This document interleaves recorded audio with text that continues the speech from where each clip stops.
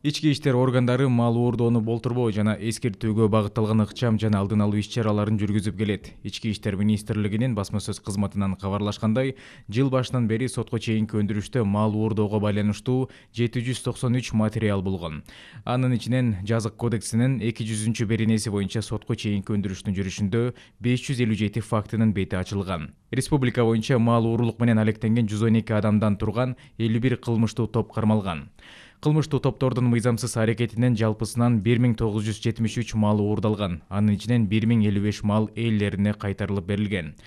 Жарандарга келтирилген зыян 46 миллион 744 миң сом. Анын ичинен кайтарылганы 26 миллион 987 миң сомду түзөт. Тажрыйба көрсөткөндөй, мындай мүлктүк кылмыштардын курмандыктары болуп, малдарын жайыттарда, талааларда көзөмөлсүз калтырган жарандар саналат.